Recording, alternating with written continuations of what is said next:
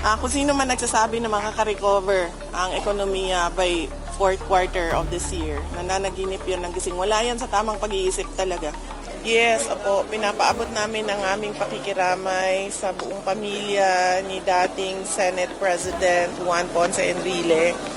At inaalala po namin ang kanyang contribution na sa ating bayan, lalong-lalo na sa kalayaan at demokrasya.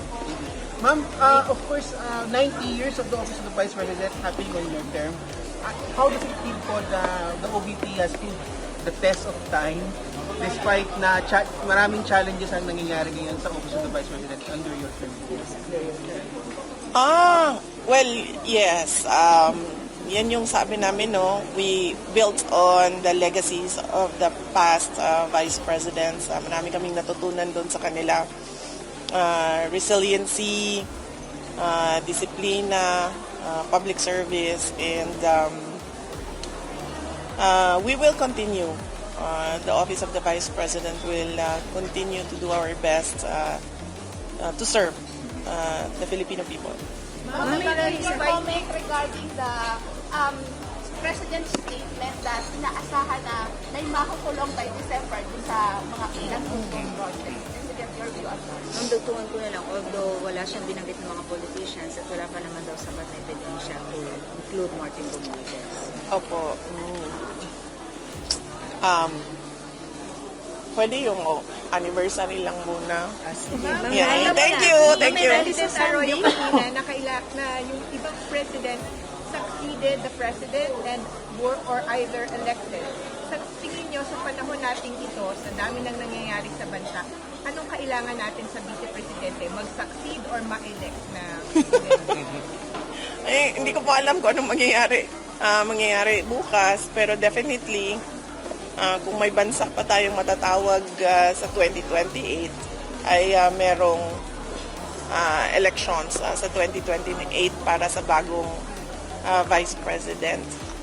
But let me just thank all of our friends from the media for joining us for this 90th anniversary celebration of the Office of the Vice President. We are truly happy to celebrate it with you. And our theme is the recognition of all the contributions of every Office of the Vice President employee. Ma'am, may lumabas na info na kayo daw ay mag-join sa Sunday rally ng INC. Are you really going to join? Wala akong sa lahat ng mga rallies, wala akong schedule. Dito sa Pilipinas, ang mga rallies na ginagawa namin ay laging nasa overseas or abroad. Pero I commit and I call on the administration, the government to respect the right of the people to freedom of speech and expression. Huwag masyado silang maging balat sibuyas. Ma'am, last two questions. Usapan po na sa 2028 kukunin niyo raw po na bilang Vice President daw po si Senator Amy Marcos. Hindi pa po ako nakakapag-desisyon kung tatakbo ako sa 2028, ma'am. So, hindi pa po ako umabot sa punto na nag-isip kung sino ang Vice President. Ma'am, reaction lang po doon sa pagkaka-file ng sedition charges laban kay Congressman Kiko Barzaga. Parang sinasabi niya na parang sagot daw ito ng Marcos administration laban sa kanya na sobrang critical niya against the administration. And he's just one of the 97, ma'am, na pinasuhan po ng CIDG.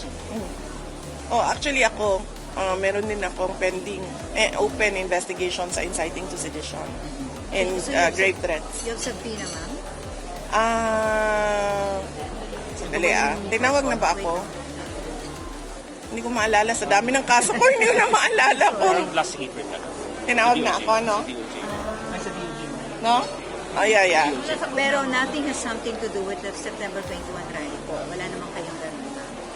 Wala ako sa September 21 na rally. Iba yung sa akin. But it's the same case, inciting to sedition. And I think it's an open investigation until now.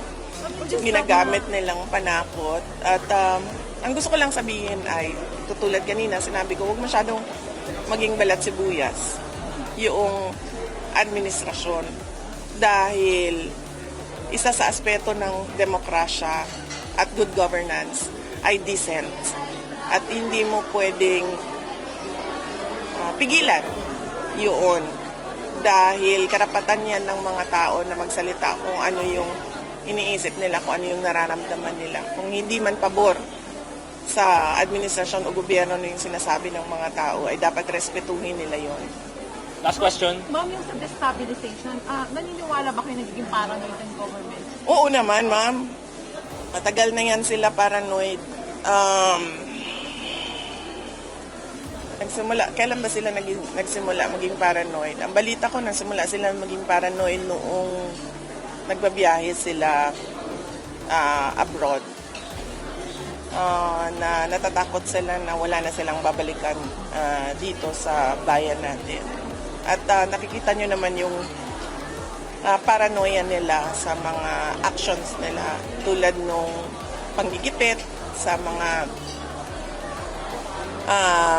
kababayan natin na nagsasalita kontra sa kanila, panggigipit sa mga taong gustong mag-witness sa mga kaso laban sa mga government officials natin ngayon na aliado ng administrasyon. At in fact, ang pinakamaganda na example dyan, yung the most vocal critic before everything, all this flood control scandal happened, the most vocal critic at the time was President Rodrigo Duterte. And they silenced him by kidnapping him and sending him abroad. And speaking of PRRD, how is it po? Baka pwede Okay lang. magbalita sa late. Last week kami nagkausap after Bagyong Tino, before Bagyong Juan, at okay lang naman siya. Sinasabi lang niya na pinapaabot niya sa lahat ng mga Pilipino na nasa isip niya kayong lahat sa panahon ng inyong kagipitan at kalungkutan, at pinapaabot niya yung kanyang condolences sa mga pamilyang namatayan at mga pamilyang hanggang ngayon hinahanap pa rin yung kanilang mga mahal sa buhay. Ma'am, do you have plans na bisitahin Ang galing siya ng before- Tagalog ko, JC. Ito yung aking Ma'am, do you have mentor. plans na mabisita si PRRD before 2025 ends? Wala pa pong schedule kung kailan yung susunod na pagbisita ko kay dating Pangulong Rodrigo Duterte. Ano naman po sabi niyo, you will announce your plan for 2028 sa first quarter ng 26? Or Last quarter na 26. 2026. Oh. Pwede mapaaga yung announcement. Yung mga pangyan na. Oh, Ano yung magiging considerations mo para mapaakit? bakit kailangan mapaaga red? Pag maganda yung sagot mo, sige, aagahan ko yung sagot ko. Walang sagot si Red. Walang rason kung bakit kailangan natin agahan yan. Ma'am, nasa lang po kasi may survey po yata ang Okta na nagsabi na medyo nag-dip ang inyong approval rating. Less than majority, 47%. Medyo nag-dip. Pero yung kay Marcos po yata bumaba, especially sa Mindanao. What's your reaction po dun sa mga survey ratings po ng other research firms po, ma'am? Opo, assume natin na assuming na yung paggagawa ng research nila ay tama, yung Office of the Vice President, hindi naman kami nagtatrabaho para sa trust or approval ratings. Kung ano yung commitment namin sa mga kababayan natin na mga projects, ay itutuloy pa rin namin yon. And in fact, mas paigihan pa namin yung aming pagtatrabaho, lalong-lalo na medyo gipit kami sa aming pondo, kaya lalo naming doblehin yung effort namin para mas marami pa rin mga kababayan ang makabenepisyo sa serbisyo ng Office of the Vice President. Ano your thoughts sa ginagawa po ng gobyerno sa flood control project? Kasama na dyan yung Senate Rodrigo. Sabi ni Senator Amy Gutierrez sa may trick-hand, is a statement. Oo, nakikita nyo naman na unsa gani na sa Bisaya gani. Ginaango-ango. Ango-ango, parang nagbaliw-baliw. Naman, parang ginahimo ta nilang ango-ango ba sa ilahang ginabuhat. Kayo na mag-translate. Ma'am, yung pagbaba ng pera, Anong masasabi niyo dito? Saan nyo may ako contribute? Loss of confidence sa ating bansa. At yung walang investments na pumapasok sa ating bansa. Sabi ni Presidente, pwede raw makarecover ang government by all quarters. Ano possible? Nananaginip ng gising. Kung sino man nagsasabi na makaka-recover ang ekonomiya by fourth quarter of this year, nananaginip yan ng gising. Wala yan sa tamang pag-iisip talaga.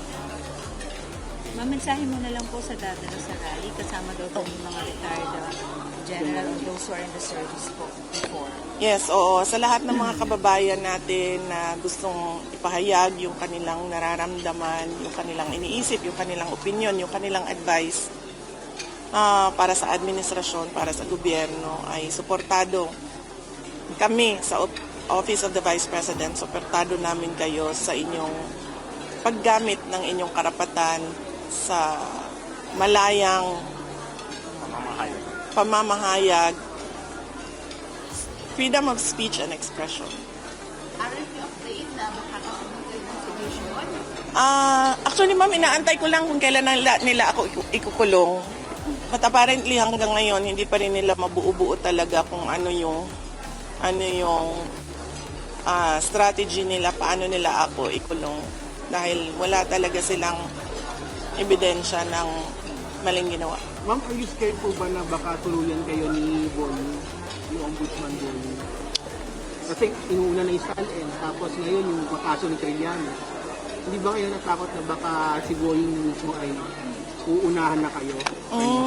Natatakot hindi kasi nakahanda naman na ako sa posibleng mga mangyari sa akin. Ma'am, sa war on the Senator Bato, situation, what's your take? Wala akong copy ng warrant ng issue kung meron mang inisyo ang ICC ng warrant of arrest for Senator Bato de la Rosa. Wala akong copy. Ang sinabi ko lang sa kanya na merong kaming i-refer sa kanya ng lawyer kung interested siya. International law lawyer. So he reached out to you po, ma'am? Hindi, ako yung Alright. ako yung nag-reach out nung nabasa ko yung balita at